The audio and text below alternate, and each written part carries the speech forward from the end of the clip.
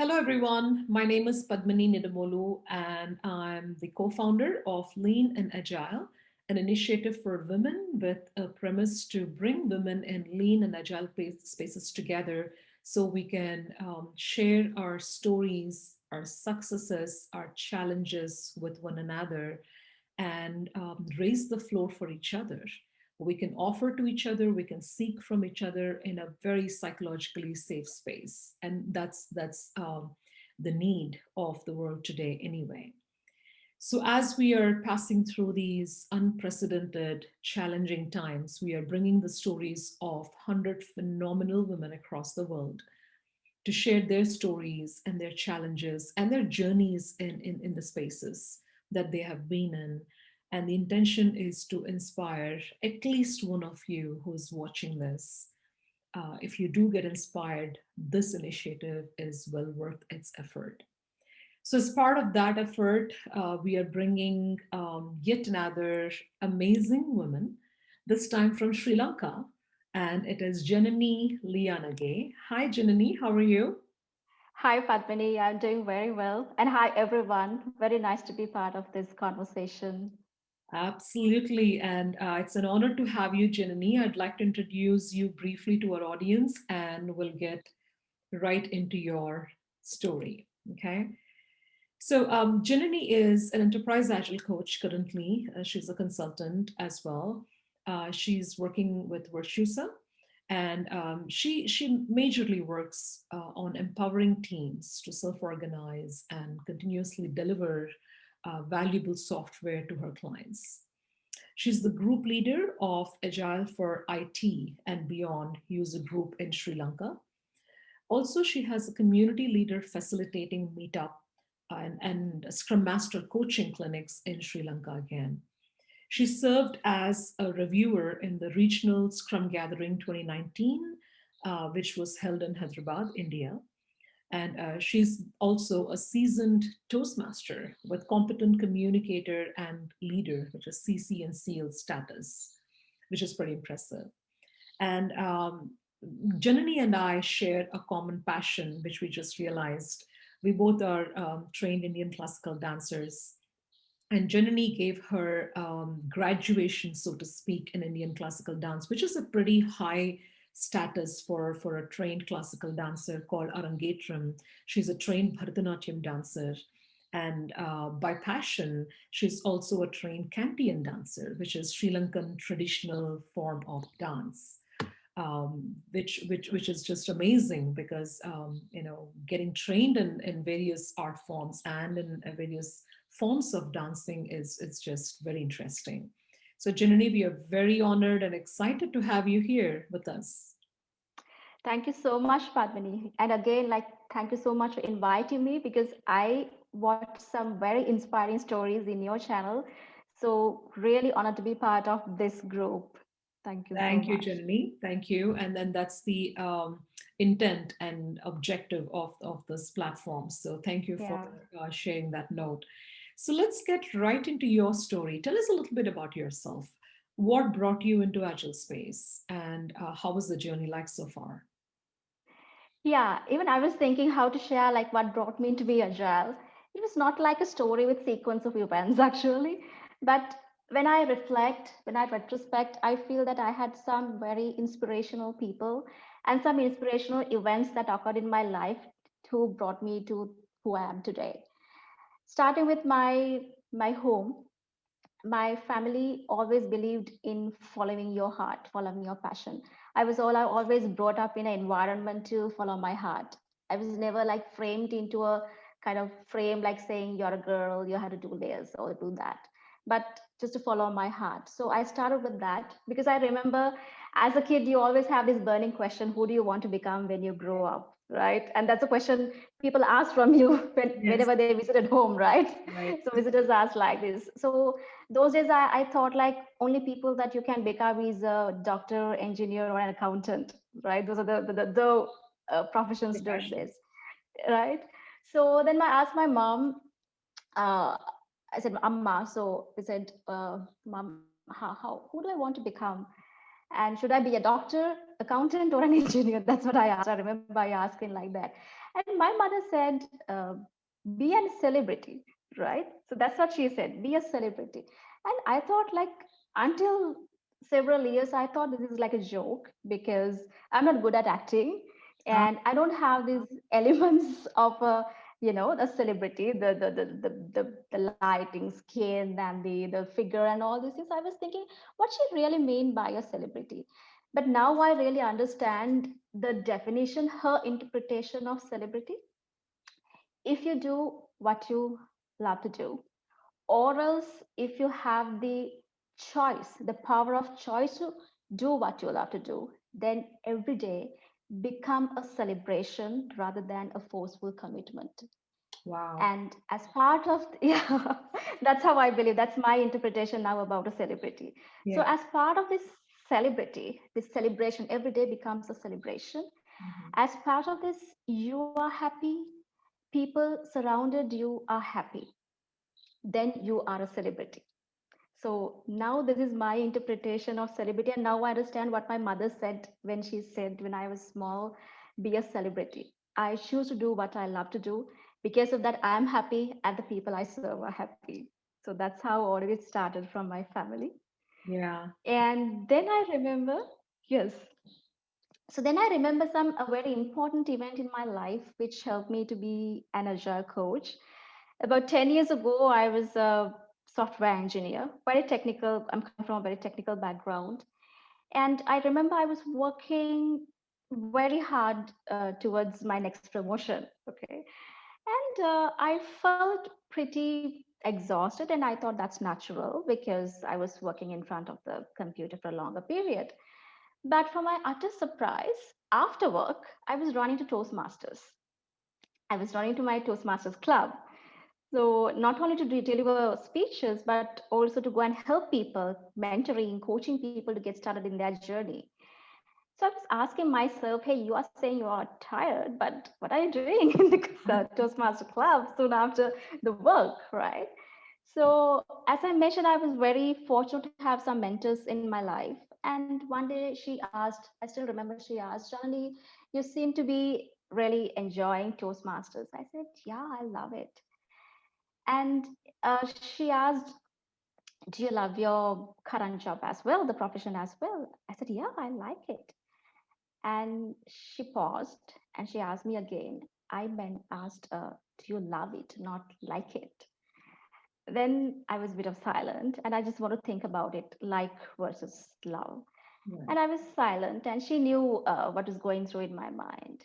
And then she asked this most powerful question in my life. It changed my whole journey.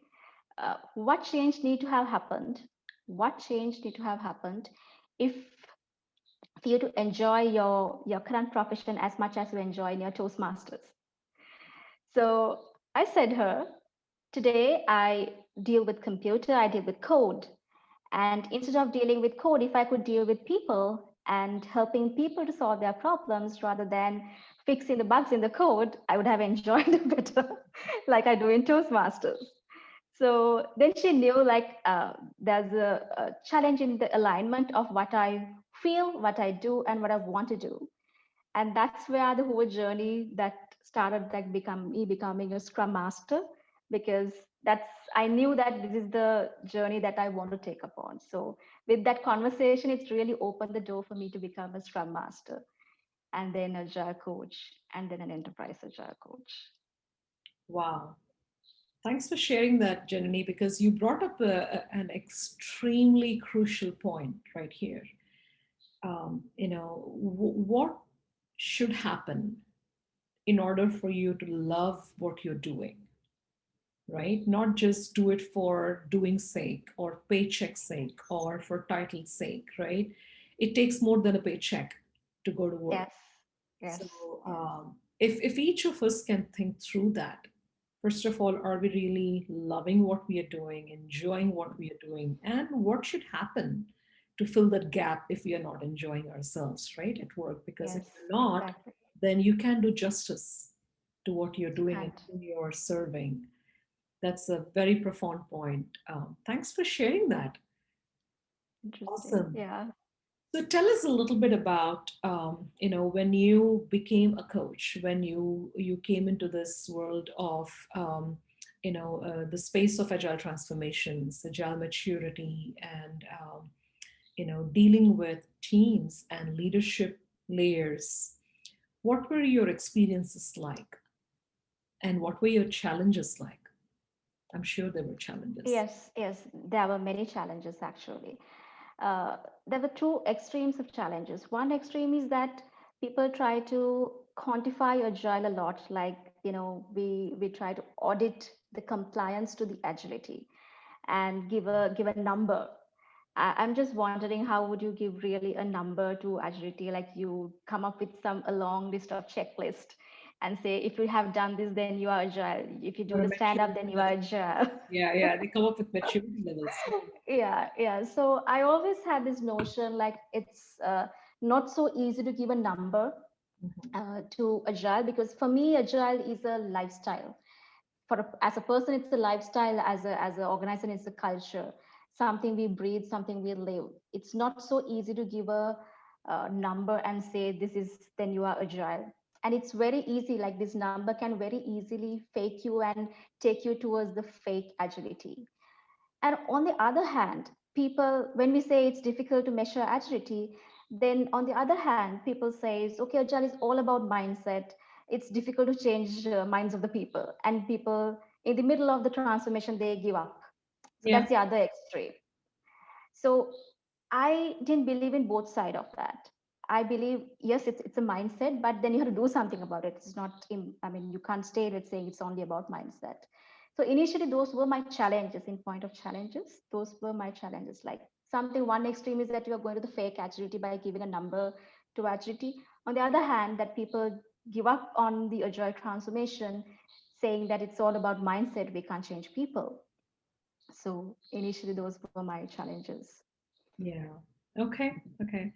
And I also know that you're involved in the community, right? You're leading user groups, you're leading clinics, and you're leading conversations Mm. around the right, mindset. Tell Yes. us a little bit about how you got started with the community involvement, and why is it important to be, in the community? Hmm. Okay. So, how I got started is actually I need to thank the community for helping me to get started, because it's not that I found the community. In fact, the community found me, I must say that Okay, way. okay. Because initially, how I started to do the community work is for my own passion, to be honest. Otherwise, I would say I had a deep passion to serve the community, but to be honest, it's not that way. I enjoyed a lot doing any community work. So, because I'm a very expressive person, I Mm, love to share my ideas in any forums, whether it's dancing. Dancing is a way of expressing your yeah, thoughts and right that. yeah, So it could be dancing, it could be singing, it could be speeches, or it could be this any community platforms that we do.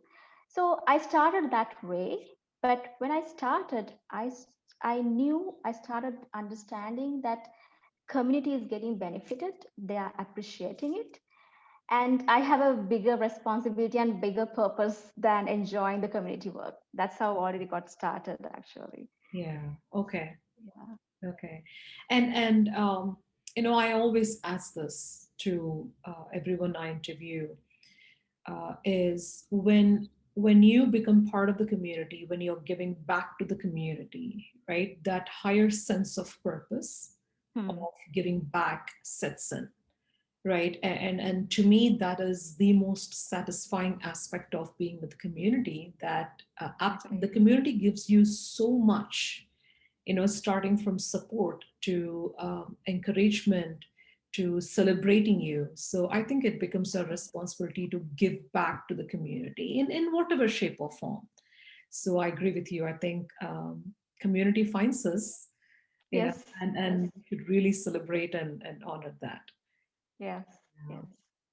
Yes. So you have been a consultant with several organizations, Janani, right? In your current capacity of Yeah.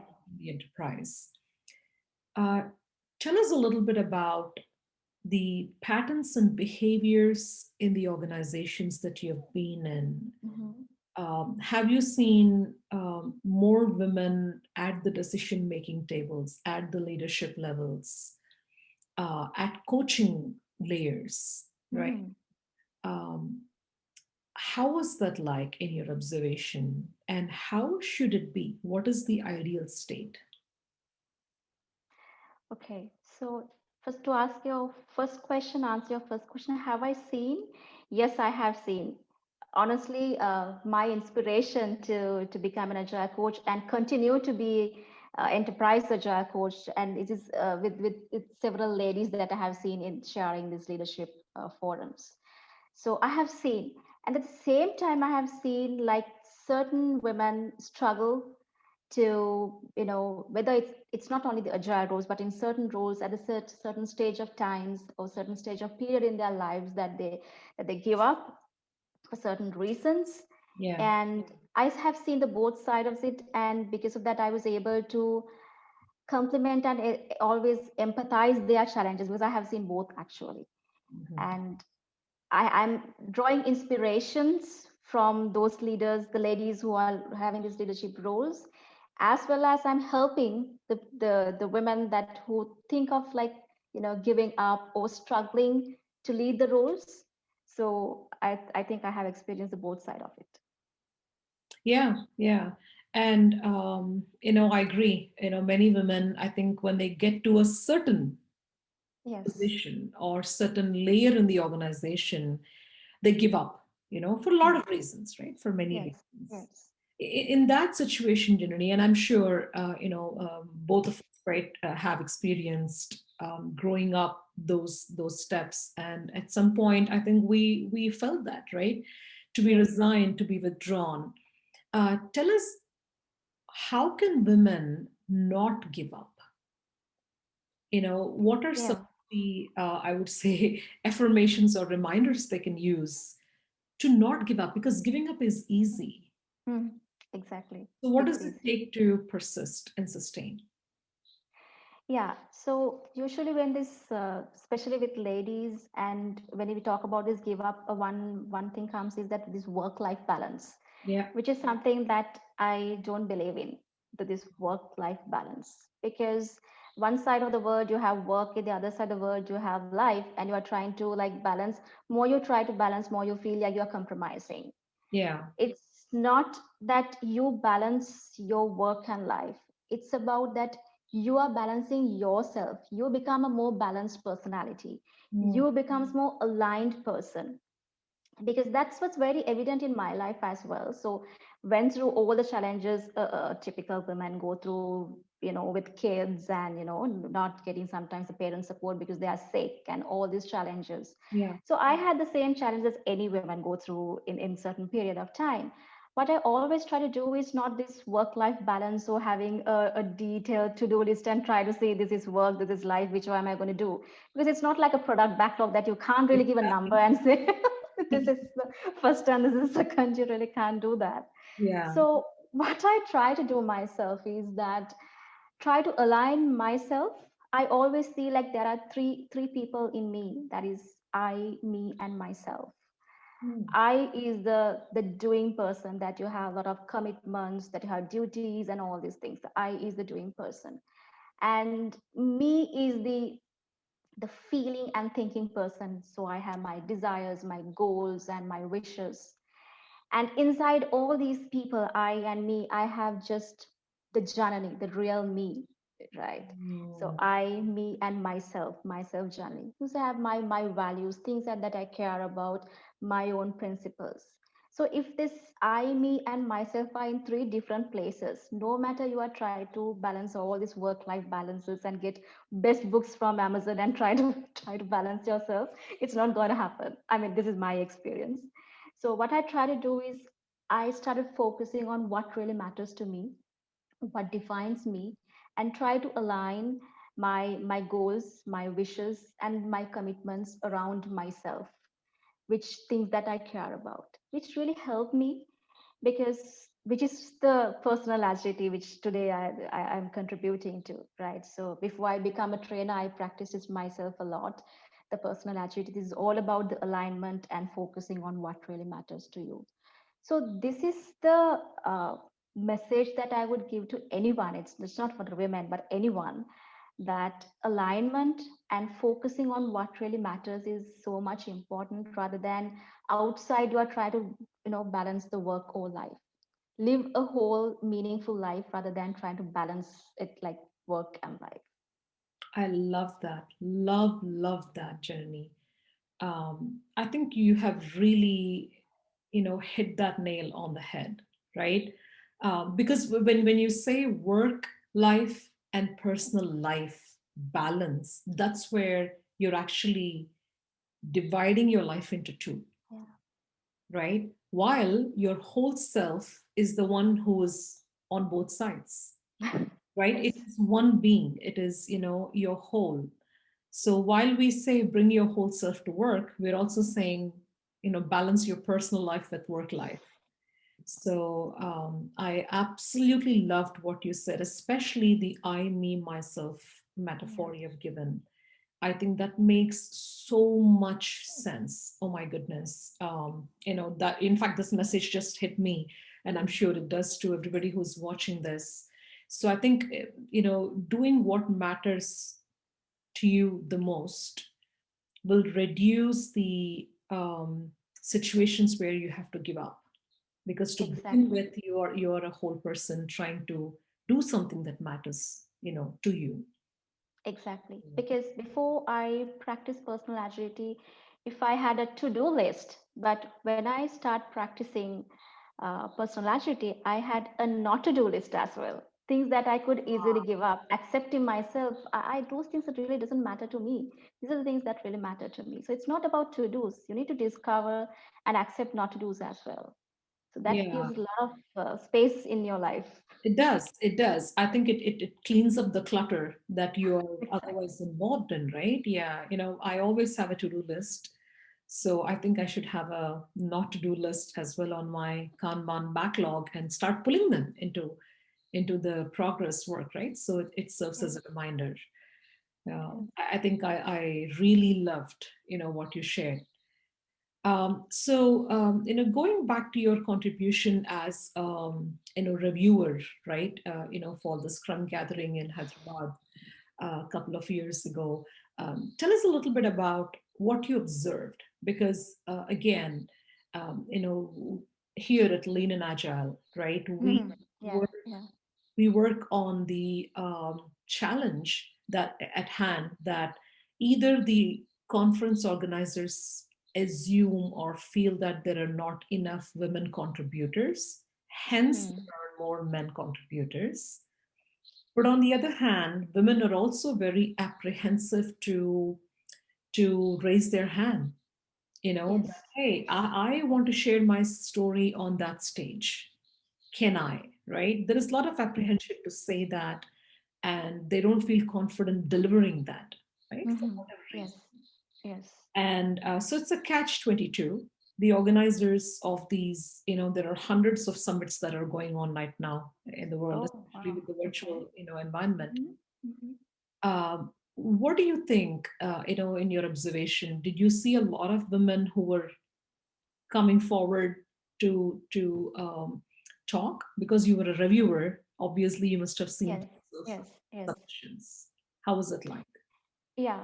First of all, I what I observed and what I honor is that there is a lot of passion and energy in all these submissions, Yeah. regardless the women or the gentlemen. That's I must appreciate first of all. Mhm. Which I learned myself. That's very important. That's the wonder and nice of being a reviewer and working with the review team. And when it comes to the women representation, yes, I have to accept in terms of a percentage, it is the men participation is more than women.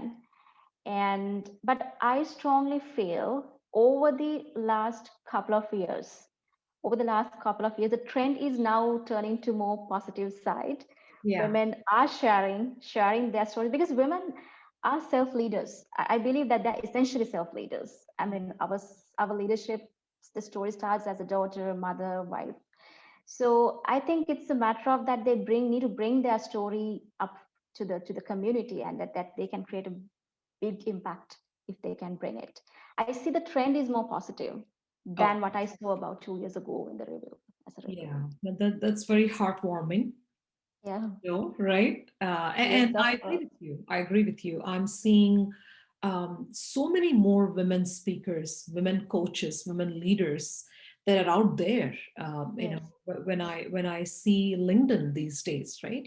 I see so many stories and posts from women across the Yes. world in our space. Yes. So it's Yes. very heartwarming, and that's what we want to see as Exactly. women. Fantastic. So, Janani, as we wrap up, do you have any message? It could be just a word or a phrase, but any message that you would like to share? Yeah, so whether you are a woman or a man, that every one of us have goals, right, in our lives, and we must follow our goals. But what I share is what, as I started with this term called celebration, right?